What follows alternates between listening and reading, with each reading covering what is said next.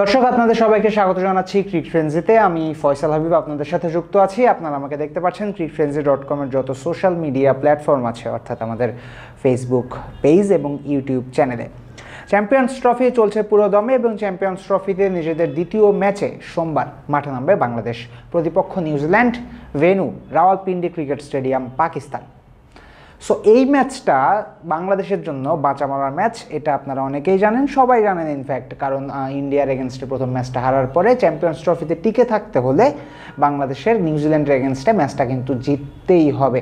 এখন বাংলাদেশের দুটা ম্যাচ বাকি আছে, একটা নিউজিল্যান্ডের এগেনস্টে, একটা পাকিস্তানের এগেনস্টে। দুইটা ম্যাচের মধ্যে যে কোনো একটা ম্যাচ জিতেও কিন্তু আসলে সেমিফাইনালে যাওয়া সম্ভব টাইগারদের জন্য। কিন্তু এখানে একটা ট্রিক আছে, ট্রিকটা হলো দুইটা ম্যাচের মধ্যে যে কোনো একটা জিতলেও সেমিফাইনালে যাওয়া সম্ভব, কিন্তু এই যে কোনো একটা মানে নিউজিল্যান্ডের বিপক্ষে বাংলাদেশে জিততেই হবে।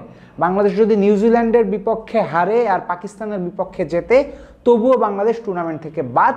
বাংলাদেশ যদি নিউজিল্যান্ডের এগেনস্টে জেতে এবং পাকিস্তানের কাছে হেরেও যায়, তখনও বাংলাদেশের একটা চান্স কিন্তু থাকবে। আপনি যদি এ গ্রুপের দিকে তাকান, যে গ্রুপে বাংলাদেশ, ভারত, পাকিস্তান, নিউজিল্যান্ড আছে, সে গ্রুপে ভারত দুটা ম্যাচ খেলেছে অলরেডি, দুটা ম্যাচে দুটাই জিতেছে। On the other hand Pakistan দুইটা ম্যাচ খেলেছে, তারা দুই ম্যাচে দুইটাই হেরেছে। নিউজিল্যান্ড আর বাংলাদেশ একটা একটা করে জিতেছে। এখন বাংলাদেশ যদি নিউজিল্যান্ডের এগেনস্টে হেরে যায় সোমবারের ম্যাচটা, তাহলে দেখা যাবে ইন্ডিয়াও দুই ম্যাচে দুইটা জিতেছে, নিউজিল্যান্ডও দুই ম্যাচে দুইটা জিতেছে, ভারত পাকিস্তান দুই দলই দুইটা করে হেরে গেছে, তাই বাদ হয়ে যাবে সেই দুই দল। এই গ্রুপ থেকে পরের রাউন্ডে যাবে ইন্ডিয়া এবং নিউজিল্যান্ড। কিন্তু বাংলাদেশ যদি নিউজিল্যান্ডের সাথে জেতে সোমবারের ম্যাচে, তাহলে দেখা যাবে যে ইন্ডিয়ার 4 পয়েন্ট, নিউজিল্যান্ডের 2 পয়েন্ট, বাংলাদেশের 2 পয়েন্ট, পাকিস্তানের 2 পয়েন্ট। তো শেষে এমনও হতে পারে যে ইন্ডিয়ার একার 4 পয়েন্ট আছে, বাকি 3 দলেরই 2 পয়েন্ট করে আছে। সেক্ষেত্রে নেট রান নেটের একটা হিসাব হবে, কিন্তু এর সবই হবে যদি বাংলাদেশ নিউজিল্যান্ডের এগেনস্টে জেতে। অর্থাৎ সোমবারের ম্যাচে বাংলাদেশ যদি নিউজিল্যান্ডের বিপক্ষে জিতে যায়, তাহলে গ্রুপ এর যে সেমিফাইনালে যাওয়ার লড়াইটা তখনও টিকে থাকবে।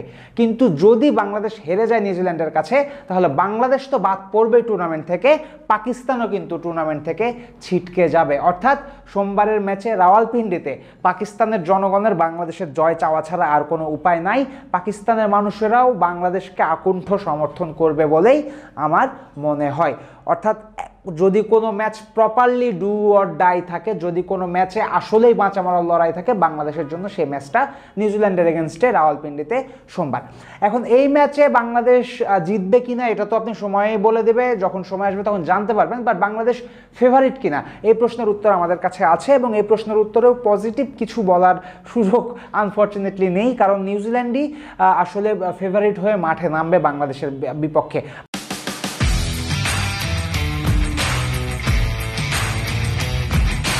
বাট বেশ কিছু ব্যাপার আছে যে ব্যাপারগুলো বাংলাদেশকেও লড়াইয়ে রাখবে, এবং বেশ কিছু ব্যাপার আছে যেসব শুনে আপনারাও অ্যাজ আ ফ্যান একটু আশাবাদী হতে পারেন বাংলাদেশ দলকে নিয়ে। প্রথমত, যদি আপনি কুসংস্কার ধরুন বা ভাগ্যের কথা ধরেন, তাহলে এই রাওয়ালপিন্ডির এই মাঠটা বাংলাদেশের জন্য বেশ পয়া একটা মাঠ, বেশ ফরচুনেট একটা মাঠ। কেননা এই মাঠেই স্বাগতিক পাকিস্তানকে টেস্ট ম্যাচে 2-0 ব্যবধানে হোয়াইট ওয়াশ করেছিল বাংলাদেশ এই গত বছরের অগাস্ট মাসে।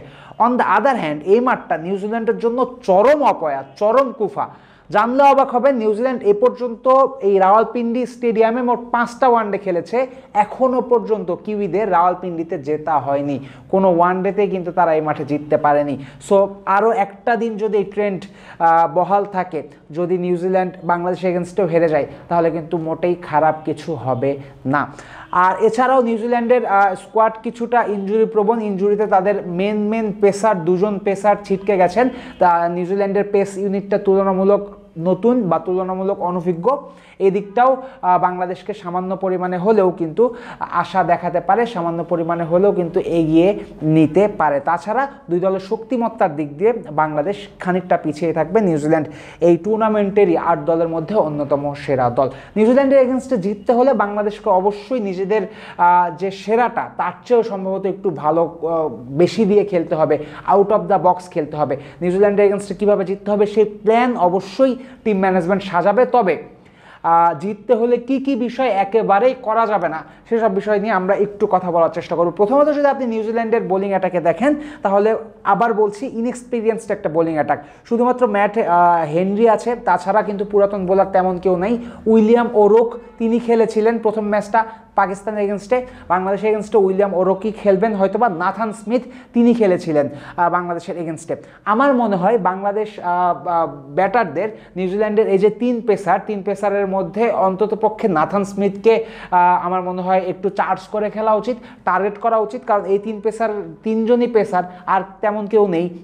ড্যারেল মিচেল এখন আর তেমন বোলিং করেন না, অর্থাৎ তিন পেসারের মধ্যে যে কোনো এক পেসারকে যদি আপনি একটু আলট্রা অ্যাটাক করেন, ওই পেসারের শুরুর 3-4 ওভারে যদি আপনি রান নিয়ে নেন, তখন কিন্তু নিউজিল্যান্ডকে আউট অফ দ্য বক্স চিন্তা করতে হবে। নিউজিল্যান্ড কিন্তু বোলার খুঁজে বেড়াবে, তখন বাংলাদেশ ম্যাচে খানিকটা এগিয়ে যাবে। নিউজিল্যান্ড বোলিং লাইন আপের এই ইনএক্সপিরিয়েন্সটাকে বাংলাদেশের কাজে লাগাতে হবে। দ্বিতীয়ত নিউজিল্যান্ডের কিন্তু স্পিন সাইডটাও ভালো, বিশেষ করে মিচেল স্যান্টনার দুর্দান্ত একজন স্পিনার।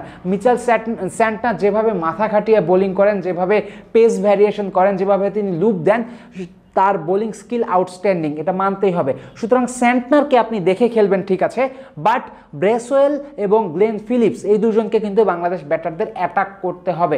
ব্রেসওয়েল মানে normal right arm off spin করেন, এমন ব্রেসওয়েলের চেয়ে ভালো স্পিন আমাদের নাইম হাসান কিংবা মেহেদী হাসান মিরাজ করেন। এক্ষেত্রে ব্রেসওয়েলকে খুব বেশি খুব দ্রুততার সহিত একাধিক ওভার করতে দেয়া যাবে না। আমি এই বিষয়টা নিয়ে কেন কনসার্ন, কারণ আমি বাংলাদেশের খেলায় এই জিনিসটা এর আগে লক্ষ্য করেছি যে অপশনাল যারা বোলার থাকেন, যারা পার্ট টাইম বোলার থাকেন, তাদের বাংলাদেশ ওই ধরনের বোলারদের বাংলাদেশ ব্যাটাররা আলাদা করে খুব বেশি অ্যাটাক করে না। দেখা যাবে চোখের পলকে গ্লেন ফিলিপস 4-5টা ওভার করে চলে গেছে, রান দিয়েছে মাত্র 15 বা 20। এমনটা করা যাবে না। প্রতিপক্ষ যেহেতু ভালো, প্রতিপক্ষের স্কিল সেট যেহেতু আমাদের চেয়ে ভালো, তাই সামান্য পরিমাণে যদি আমরা কোনো ফাঁক ফোকর পাই সেদিক দিয়ে আমাদের রান করতে হবে। এ কারণে ফিলিপস এবং ব্রেসওয়েল এদের কিন্তু সেট হওয়ার আগেই আমার মনে হয় অ্যাটাক করতে হবে। এবং 3 নম্বর যে ব্যাপারটা, আমাদের মাথা থেকে কিন্তু 300 বা 320-এর চিন্তা বাদ দিতে হবে, আমাদের 350 করতে হবে। কারণ নিউজিল্যান্ড এই পিন্ডি স্টেডিয়ামে আগে 2টা ম্যাচ খেলেছে, 2 ম্যাচেই তারা আগে ব্যাটিং করেছিল। এক ম্যাচে 287 করে হেরেছে, এক ম্যাচে 330 রান করেও কিন্তু নিউজিল্যান্ড হেরেছে। ইনফ্যাক্ট লাস্ট নাইটেও, গতকালও এই পাকিস্তানেই অস্ট্রেলিয়ার এগেনস্টে 350 করেও কিন্তু ইংল্যান্ড হেরেছে। সেক্ষেত্রে বাংলাদেশের 330-এর ওপর রান করতে হবে, এবং 330-এর ওপর রান করতে হলে প্রতিপক্ষের বোলার চুজ করে করে, কোন বোলারের রিস্ক ফ্যাক্টর কেমন হিসাব করে করে খেলতে হবে। এবং এগুলোর বাইরে অবশ্যই আমাদের টপ অর্ডারে ভালো করতে হবে, অবশ্যই আমাদের বোলারদের আরও বেশি উইকেট নিতে হবে নিউজিল্যান্ডকে হারাতে হলে। এই ছিল ম্যাচে জিততে হলে কি করা যেতে পারে। আর তবে আরও একটা বিষয় নিয়ে আলোচনা যেটা করতে হয় সেটা হলো টস। এই পিন্ডি স্টেডিয়ামে আগে ব্যাটিং করা মোটেই সেফ নয়। আগে ব্যাটিং করে 350 রান করলেও আপনি হেরে যেতে পারেন, তাই টসটা বেশ গুরুত্বপূর্ণ হবে। এবং বাংলাদেশ দল টসে যদি জেতে তাহলে আগে ফিল্ডিং করারই চেষ্টা করবে। আগে ফিল্ডিং করে নিউজিল্যান্ডকে যদি 300 বা 320-এর মধ্যে আটকে দিতে পারে বাংলাদেশ, সেক্ষেত্রে কুয়াশার নিচে নিউজিল্যান্ড বোলারদের এগেনস্টে 320 রান করা বাংলাদেশের জন্য তুলনামূলকভাবে সহজ হবে। গুরুত্বপূর্ণ ম্যাচের আগে বাংলাদেশের একাদশ কেমন হবে সেটা অ্যাকুরেটলি বলা সম্ভব নয়, তবে একাদশের যে পরিবর্তন আসছে সেটা নিশ্চিত। বিশেষ করে বোলিং লাইন আপে একটা পরিবর্তন আসছে। তানজিম হাসান সাকিব, মুস্তাফিজুর রহমান দুজনের মধ্যে যে কোনো একজনকে বাদ দিয়ে নাহিদ রানাকে নেওয়া হবে। প্রথম ম্যাচে সাকিব আর মুস্তাফিজ দুজনের কেউই তেমন একটা ভালো করতে পারেননি, তবে যেহেতু মুস্তাফিজের কাছে একটু অভিজ্ঞতা আছে, মুস্তাফিজ যেহেতু ডেথে মোটামুটি ভালো বোলিং করেন, তাই হতে পারে নিউজিল্যান্ডের এগেনস্টে বাঁচা মরার ম্যাচটাতে মুস্তাফিজকে একাদশে রাখা হবে। সেক্ষেত্রে তানজিম হাসান সাকিবকে বাদ দিয়ে নাহিদ রানাকে একাদশে নেওয়ার সম্ভাবনা অনেক বেশি। এবং নাহিদ রানা সোমবারের ম্যাচে কিন্তু এক্সপেক্টর হতে পারেন, কারণ নাহিদ রানার কাছে পেস আছে। আর যেই পিচে বোলারদের জন্য কিছু থাকে না, যে পিচে ব্যাটাররা 350-400 রান করার চিন্তা ভাবনা করে, সেই পিচে একমাত্র এক্সপেক্টর হতে পারে কিন্তু পেস। আমরা আগের দিন দেখেছি মার্কুডের দুর্দান্ত পেস, 150-এর উপর বল করেছেন। জফরা আর্চারও প্রায় 150-এর আশেপাশে বল করেছেন পিন্ডিতে। আশা করছি সোমবারেও একই রকম পেসে বল করতে দেখা যাবে নাহিদ রানাকে। নাহিদ রানা কিন্তু মিডল ওভারে উইকেট নিলে বাংলাদেশ ম্যাচেও অনেকখানি এগিয়ে যাবে। আরও একটা চেঞ্জ আসবে, মাহমুদুল্লাহ রিয়াদ তিনি একাদশে ঢুকবেন বলে মনে হচ্ছে, তবে রিয়াদ শেষ পর্যন্ত কার জায়গায় ঢুকবেন এটা বলা মুশকিল। বিভিন্ন রকমের জিনিস হতে পারে, মুশফিকের জায়গায় রিয়াদকে ঢোকানো হতে পারে। এমনও শোনা যাচ্ছে ওপেনিং থেকে সৌম্য সরকারকে বাদ দেওয়া হবে, সেই জায়গায় রিয়াদকে ঢোকানো হবে, অথবা এমন হলেও অবাক হবেন না যদি একজন বোলার কমিয়ে রিয়াদকে ঢোকানো হয়। বাট আলটিমেটলি আমি চাইবো মুশফিকের জায়গায় রিয়াদ আসুক, বাদবাকি পুরো একাদশ, আর তানজিম সাকিবের জায়গায় নাহিদ রানা আসুক, বাদবাকি ইন্ডিয়ার বিপক্ষে যে 9 জন খেলেছিল ওই 9 জনে খেলুক, তাহলে নিউজিল্যান্ডের এগেনস্টে আমাদের মোটামুটি একটা ভালো সুযোগ কিন্তু থাকবে। যাওয়ার আগে আরও একটা কথা বলে দিই, বাংলাদেশের জন্য আসল বাঁচা মরার ম্যাচ নিউজিল্যান্ডের এগেনস্টে। নিউজিল্যান্ডের বিপক্ষে ম্যাচটা হারলে বাংলাদেশ টুর্নামেন্ট থেকে ছিটকে পড়বে, এবং নিউজিল্যান্ডের এগেনস্টে বাংলাদেশ হারলে পাকিস্তানও টুর্নামেন্ট থেকে ছিটকে পড়বে। তাই সোমবারে পাকিস্তানের মানুষের সবচেয়ে প্রিয় দল বাংলাদেশ থাকবে, সেকেন্ড প্রিয় দল পাকিস্তান থাকবে, এটা মোটামুটি বলা যাচ্ছে। সব মিলিয়ে একটা নেইল বাইটিং ম্যাচ হবে। বাংলাদেশ আলটিমেটলি দিন শেষে আমাদের মুখে হাসি আনবে, এই প্রত্যাশা ব্যক্ত করে আমি ফয়সাল হাবিব এখনকার মতো বিদায় নিচ্ছি। সবাই ভালো থাকবেন, সুস্থ থাকবেন। ক্রিকেট রিলেটেড সবশেষ খবর ক্রিক ফ্রেন্সিতেই পাবেন।